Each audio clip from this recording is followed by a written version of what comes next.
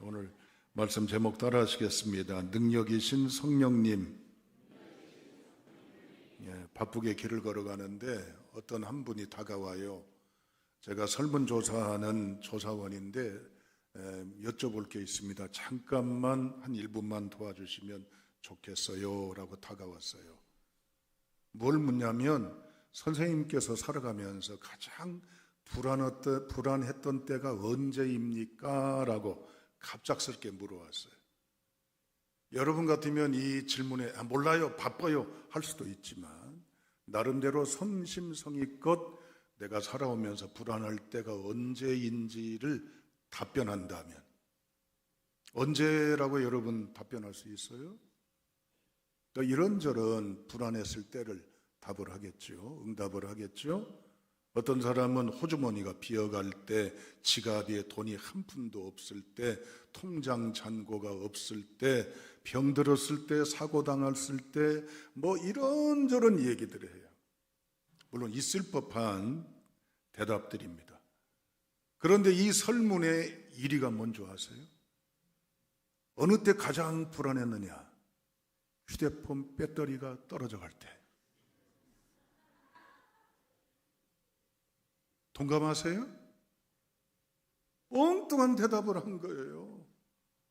내가 가지고 있는 휴대폰 배터리에 이제는 퍼센테이지가 점점 줄어들고 이제 이러다가 큰일 나겠다. 충전기도 없고 충전할 것도 없는데 어떻게 하지? 전화 올 때도 있고 이것저것 용무도 봐야 되고 긴급하고 중요한데 휴대폰 배터리가 어려움증에 처해 있다라고 할 때 여러분 마음 어때요? 불안하죠. 요즘 우리가 겪고 있는 질병의 또 다른 병명이 하나 있습니다. 배터리 방전 불안 신드롬입니다. 배터리가 떨어질까 봐 늘 쳐다봐요. 100%가 돼야 기분이 좋고 뿌듯하고 든든해요. 조금씩 수치가 줄어들면 큰일 나게 생긴 뭔가의 불안, 긴장, 초조가 옵니다. 이걸 가리켜서 노모포비아라는 말로도 얘기합니다. 모바일 포비아. 휴대폰이 없을 때, 스마트폰이 없을 때 느끼는 공포감, 불안감, 이 얘기입니다. 우리의 뇌는요, 이 휴대폰 배터리의 이 용량이 줄어가면 적색 경보가 울린대요. 이건 기계가 점점 충전했던 것이 닳아져가고 없어지는 건 자연 증상이죠. 그런데 우리 마음속에는 어떤 적색 경보가 울리냐면 내 생존이 중요한 것이 걸려있다는 방어, 공격, 이런저런 긴장감이 몰려온다는 얘기입니다. 심장박동이 빨라지고 안절부절하고 소통이 끊어질 것 같은 극도의 소외감, 단절감을 느낀다는 겁니다. 아마 그런 경우도 있겠지만 아이러니하게 이게 우리 시대를 살아가는 우리들의 모습이에요. 여러분, 내가 예전보다 피곤이 이렇게 씩 가시지 않아요. 입맛이 떨어져요. 자꾸 말라져요. 그러면 어떻게 합니까? 가기 싫은 병원에 꾸역꾸역 가야 돼요. 그 복잡한 검사 다 통과해야 돼요. 해야 돼요. 왜 그렇죠? 건강 찾으려고, 기력 찾으려고. 배터리는 이처럼 충전하고자 조마조마 이런저런 생각들로 이제는 에너지가 떨어져 갈 때 불안하고 안타까워하고 건강 또한 그런데 예배당에 와 있는데 예배 드리는데 밋밋해요. 아무런 감동 의미도 없고 졸리고 시간이 지루하고 답답하고 들리지도 않고 보면 기분 나쁜 거, 언짢은 거, 불만스러운 것만 보여요. 입만 열면 불평, 불만이고 못마땅하고 그렇다는 얘기예요. 물어봅니다. 이건 어떤 증상이에요? 영혼의 배터리가 줄어들고 바닥입니다. 어떻게 하실래요? 몸이 그러면 병원 간다 날리고 검사받고 유명병원 쫓아가고 이런 복잡한 거 엄청난 돈을 투자하면서라도 종합검진, 정밀검사한다고 그러는데 내가 신앙생활에 여전히 밋밋하고 답답하고 몸이 건조하고 의미 없고 성경 읽어본 적은 오래고 기도? 오래요, 여러분들. 그냥 아는 상식으로 중얼중얼할 뿐이지 가슴이 울리고 가슴이 감격적이지가 않아요. 영혼의 배터리는 바닥을 향해 가는데 내 영혼의 능력은 소멸해 가는데 이걸 충전하고자 회복하고자 다시 한번 정비하고자 원하는 열정과 영성이 오늘날 우리에게 힘이 부족하다라고 하는 얘기입니다. 영적인 생명선이 닳아 없어지고 무기력의 늪에 빠져 영혼이 서서히 죽어가는 위기감이 있는데도 그걸 몰라요. 오늘 우리는 이 본문의 말씀을 통해 우리보다 어려운 시절 참담하고 처참하고 불행하고 비극적인 시대를 살아왔지만 당당하고 용감하고 씩씩하고 도전적이고 흐트러짐이 없는 신앙의 무대장에서 살아온 우리 신앙의 선배들의 모습, 위대한 사도의 권하는 복음의 메시지에 우리를 비춰봐야 될 줄로 압니다. 2000년 전에 있었던 실화의 내용을 복음을 통해서 위로하고 있습니다. 여러분, 대다수의 크리스찬들은 신분이 비천해요. 저 밑바닥 하류 인생들입니다. 루저예요. 흙수저란 말이에요. 무수저. 그러니까 무시하기 딱 좋고 업신여기 딱 좋은데 그들이 믿는 예수는 더더욱 회개망치가잖아요.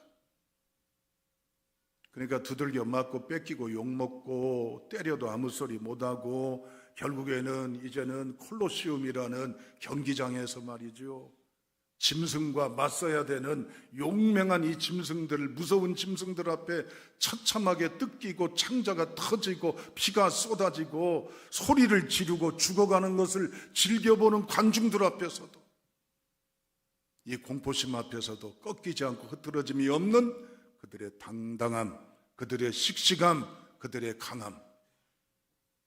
오늘날 우리는 그 당시 2000년 전에 크리스천하고 비교할 수 없는 환경과 조건과 상황에 살아요. 그런데 우리는 힘 빠진 머리 깎이운 삼손처럼 지내요. 표현이 좀 거칠어도 여러분 이해하십시오. 비열, 치절, 졸렬, 폐잔병, 불량품으로 살아가고 있어요. 왜 그럴까요? 교회가 잘못돼서요, 시스템이나 여러 여건이 문제가 됩니까? 따라합니다. 우리에게는 능력이 없어서입니다. 능력이 있어야 합니다. 아멘. 2000년 전에 크리스찬은 모이는 장소 하나 변변치 못했어요. 헌법이나 제도나 시스템이나 여러 기반 인프라가 요즘하고는 완전 비교할 수 없어요. 그런데도 그들이 이 시대 한복판에 던져져도, 뒹굴림을 받아도, 패대기 침을 받아도 거기서 소수에 불과하지만 우뚝 서서 당당한 이유는 뭐예요? 하늘의 힘으로 살았기 때문이에요. 우리는 물론 이 땅을 딛고 살아갑니다. 그러나 이 땅의 힘으로 살아가고자 꿰쓰고 요령 부리고 기회 잡고 몸부림치는 게 오늘의 우리들의 모습이 아닐까요? 오늘 본문의 말씀은 성령 강림주의를 통해서 우리에게 베드로 사도가 사역했던 사역의 장에 성령께서 어떻게 우리에게 능력으로 임하셨는지를 파노라마처럼 펼쳐서 성령님이 이렇게 우리 가운데 능력으로 임하고 계십니다. 그러니 여러분, 성령의 능력을 의지해야 합니다라고 선언하는 간곡한 서신 베드로전서의 곳곳을 살피면서 오늘 성령 강림주의를 통해 우리가 어떠한 능력으로 살아갈 것인지를 소망하는 복의 성도가 다 되시기를 주님의 이름으로 축복합니다. 성령의 능력 첫 번째, 우리 다 같이 1장 2절이 되겠습니다. 2절 말씀 다 같이 읽겠습니다. 시작. 곧 하나님 아버지의 미리 하심을 따라 성령이 거룩하게 하심으로 순종함과 예수 그리스도의 핏부림을 얻기 위하여 택하심을 받은 자들에게 편지하노니 은혜와 평강이 너희에게 더욱 많을지어다. 아멘. 편지 첫머리에 베드로 사도는 삼위일체 하나님을 선언하고 있습니다. 한 분 하나님이 세 가지의 모습으로 기능하고 역사하신다는 하나님의 삼위의 인격과 격과 권세에 대해서, 합작품에 대해서 2절에 선언하고 있어요. 읽었던 말씀에 보면 하나님, 성령님, 예수님 나오죠? 그렇죠? 그런데 2절에 보면 하나님은 어떤 하나님? 미리 아시는 아버지 하나님. 예수님은 어떤 예수님? 핏부림을 주시는 예수님. 성령님은 어떤 성령님? 거룩하게 하심으로 순종하게 하시는 성령님. 아멘. 여러분, 성령의 능력이 임한다라고 하는 것은 우리가 아는 일반 상식으로 어떤 일이, 방언을 막 해요. 내가 알지 못하는 말들. 그 방언을 나는 모르는데 그걸 내가 들어보니까 알게 되고 통역을 하게 돼요. 그리고 어둠의 이 귀신들, 악령들을 우리가 볼 수는 없으나 보게 돼요. 그리고 그것들을 추방하고 축기하고 쫓아내게 돼요. 그리고 앞날에 벌어질 일들을 예언하게 돼요. 다양한 성령의 표적과 기사가 있지만 이것은 성령의 능력의 표식일 뿐이지 성령이 존재하는 주된 방향성, 목적은 뭐예요? 따라하시겠습니다. 거룩하게 하심으로 순종하게 하십니다. 아멘. 이게 성령의 능력이에요. 방언하고 귀신 쫓아내고 뭐 특별하고 특이한 거 한다, 이것이 능력의 최고봉이 아니란 말이에요.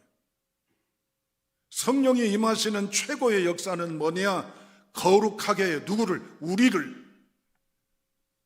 우리를 거룩하게 해서 네 기분, 네 생각, 네 뜻대로 의지대로 살지 아니하고 누구에게 순종하게 해요?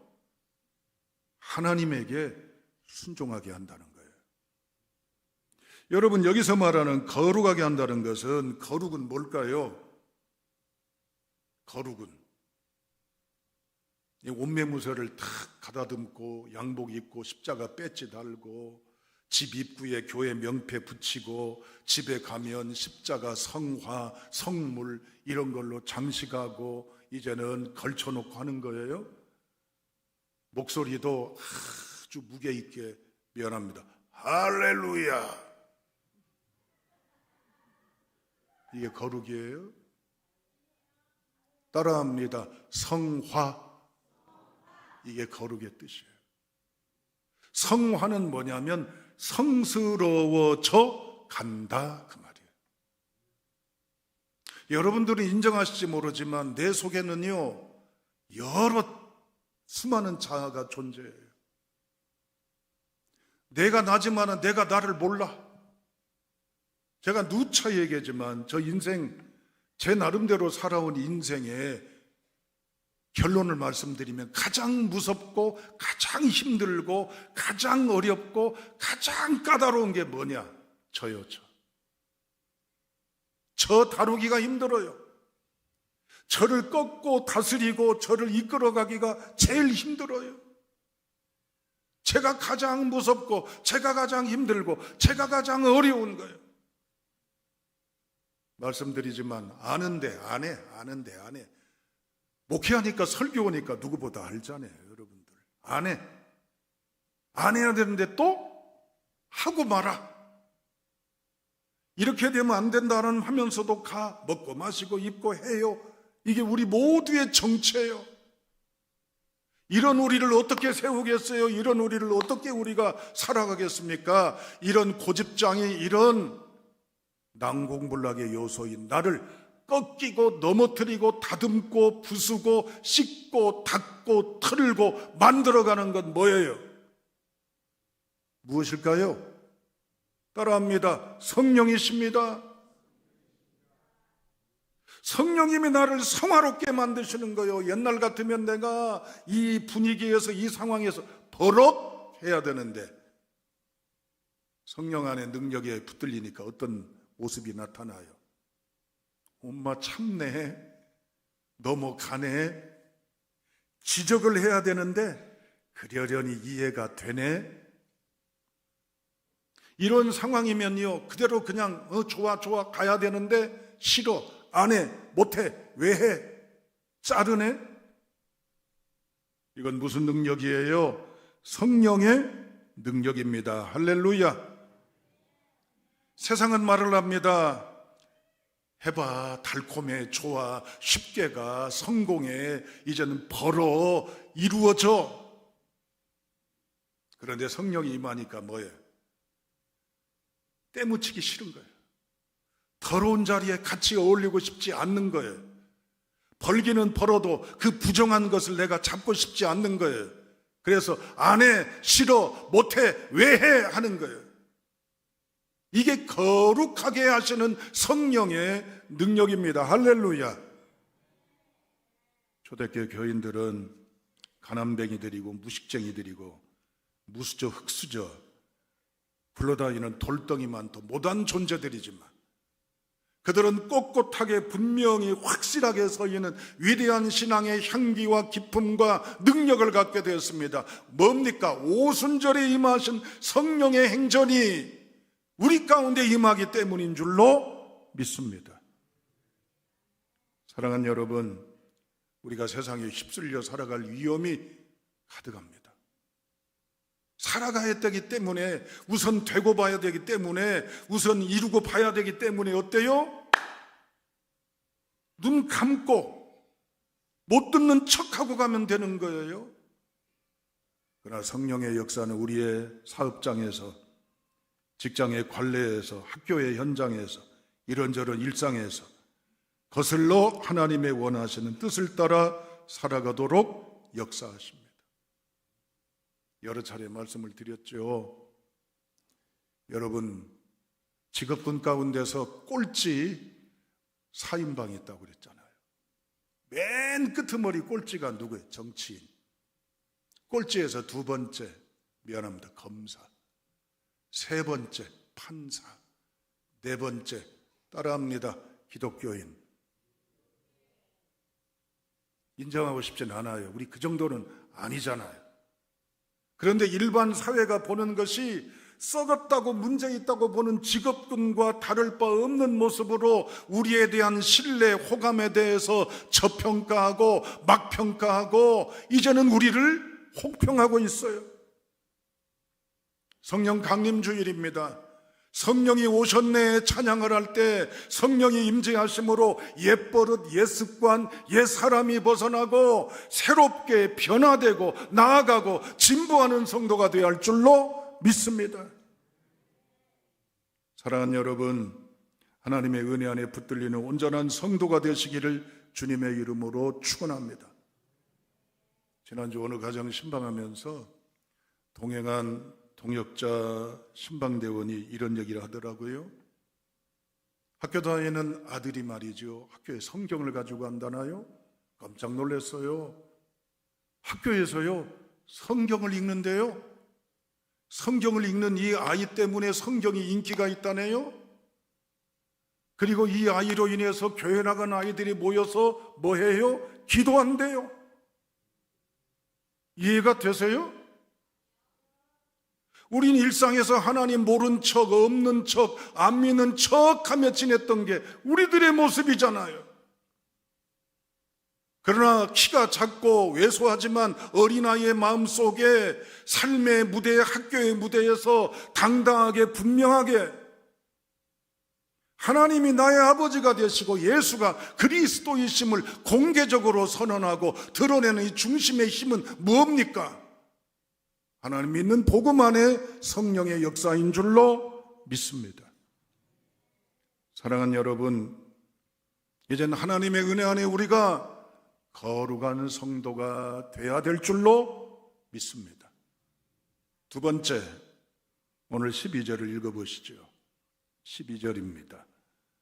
자, 읽습니다. 시작. 이 섬긴 바가 자기를 위한 것이 아니요 너희를 위한 것임이 계시로 알게 되었으니 이것은 하늘로부터 보내신 성령을 힘입어 복음을 전하는 자들로 이제 너희에게 알린 것이요 천사들도 살펴보기를 원하는 것이니라. 아멘.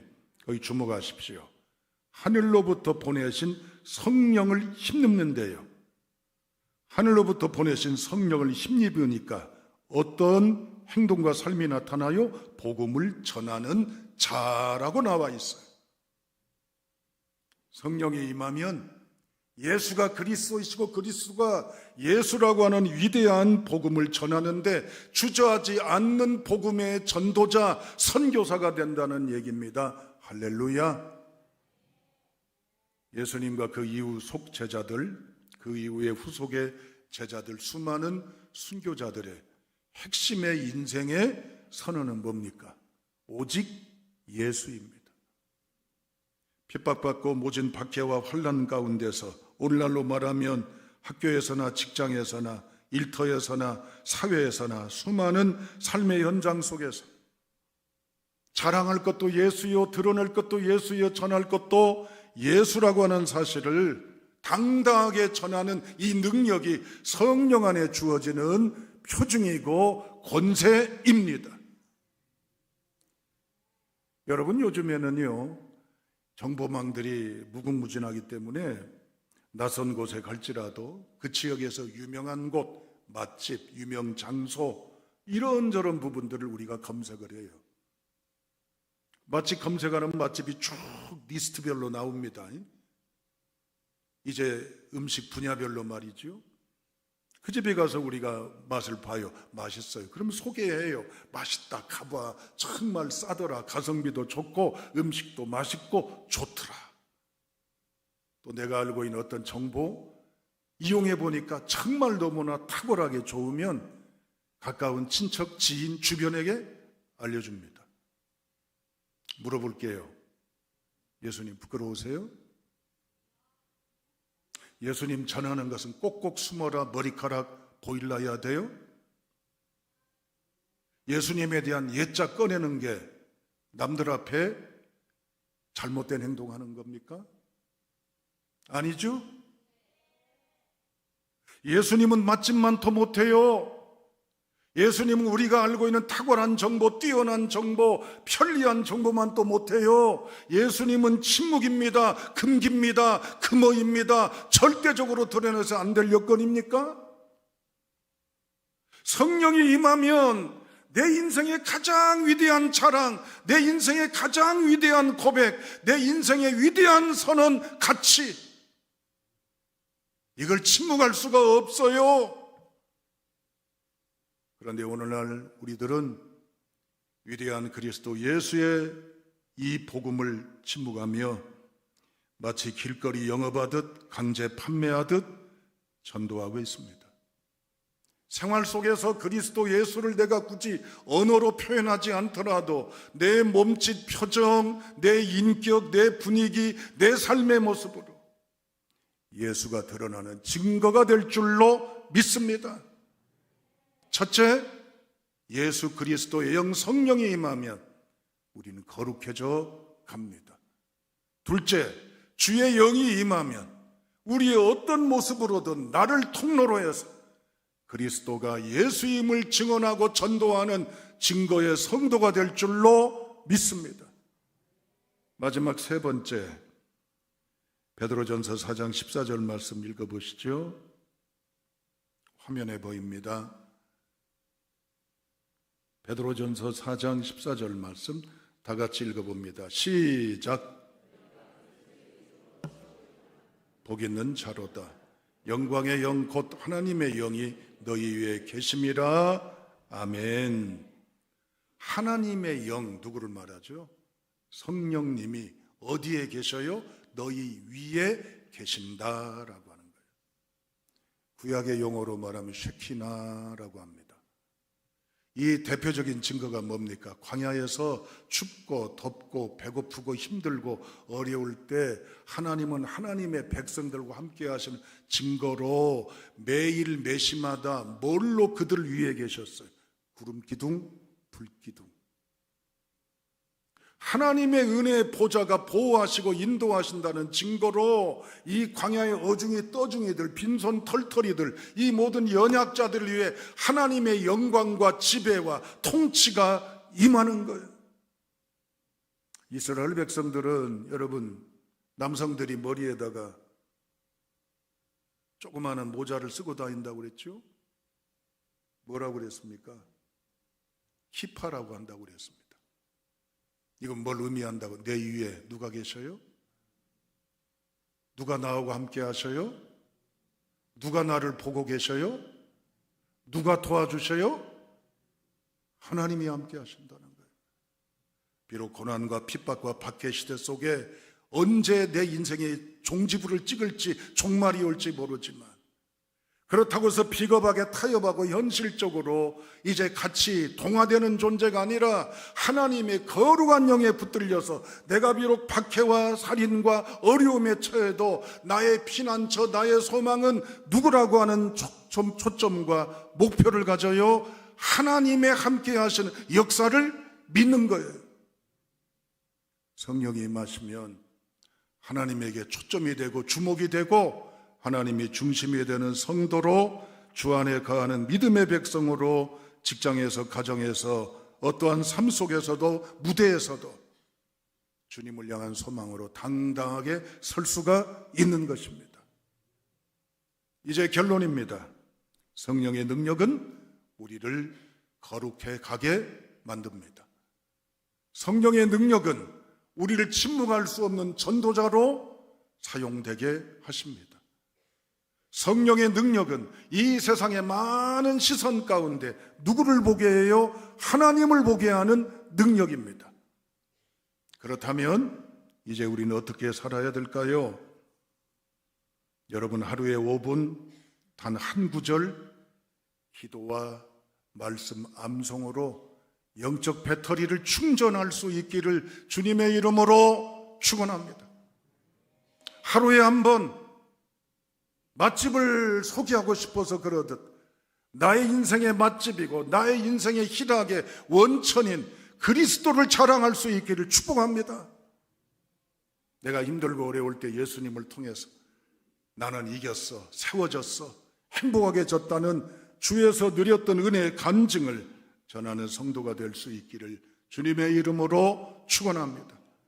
마지막으로는 하나님을 바라보는 스포트라이터의 임재를 의식하면서 하나님의 거룩한 영광의 행보로 뚜벅뚜벅 걸어가신 믿음의 순례자, 복 있는 성도의 걸음이 다 되시기를 주님의 이름으로 축복합니다.